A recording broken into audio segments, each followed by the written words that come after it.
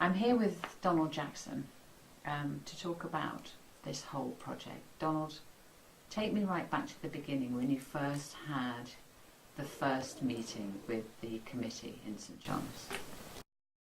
I walked that morning on the campus in part of what had been the holy ground of the Indians, where their burial ground was, and I got into a clearing on this little island in a lake, which was what the spot was.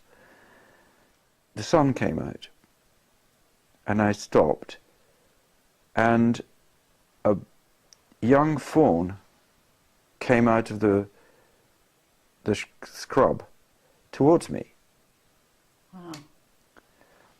And as it got, say, within a few yards, its mother came slowly out, not charging out, but slowly out, nervously towards it, and sort of indicated, this is not the thing to be doing.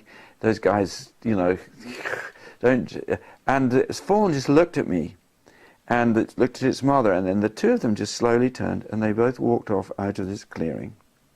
And at that point, a crow, I saw a shadow on the ground, and I looked up, and a crow just went straight over me, and it was, I saw the river. I mean, so I was, strangely, I was completely in tune with, or at least connected with, nature, actually.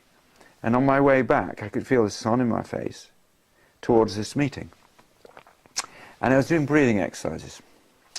Breathing in for the sun, breathing out for the sun. And I walked into that room as prepared as I've ever been for anything, really. I was calm, and I walked in, and my first question to them was, you know, do you want this? I know I'm a risk taker, I just do, and I don't know where that comes from, but I know I do.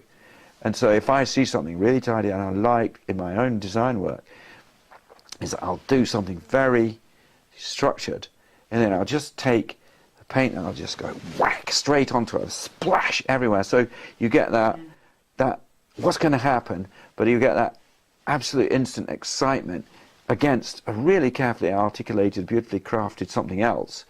But there's that, A, a risk, and B, a lot of life, and that sort of, so that's the moment that I'm looking for always, to where I can take a chance, really, at the end of it.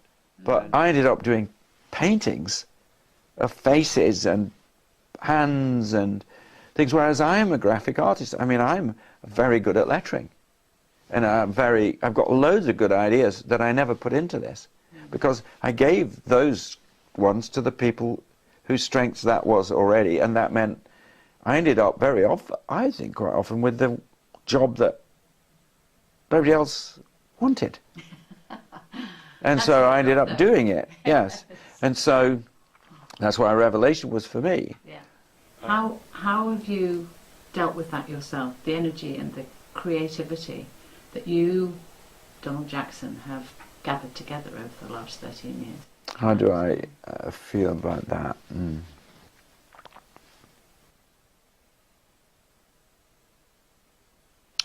going to say something which I find difficult to say, but I feel quite proud of that achievement, of having maintained a healthy, working, creative, wonderfully productive relationship with all that group, and Mabel. Timing is everything, as you've said, and I was the right person at the right time, and there's a nice feeling to that, and that this whole gathering together and seeing the people just talking away to each other, they don't have to be talking to me, nobody's wanting to talk to me, they don't need to, and the whole noise level is there. It's our job just to see that they've got the right, you know, ambience for it all, and they facilitated it to do and speak and be together. And so I do feel actually that both Mabel and I have presided over something which we can feel very proud of. So I'm saying goodbye to it in a nice sort of way, and it's been good. It's quite hard work, but I have more work to do. First of all, I'm looking forward to the finishing touches that I want to put in, and also afterwards I've got other things to do with the Bible. But it is the end of it will be the end of a chapter, and I think it is huge, really, achievement, but it's not, I don't feel part of history. I just feel good about it, actually.